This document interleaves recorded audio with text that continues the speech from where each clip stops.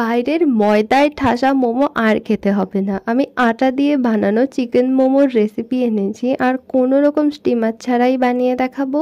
রুটি বানানোর মতন করে একটু নুন আর জল দিয়ে আটাটাকে মেখে রাখবো।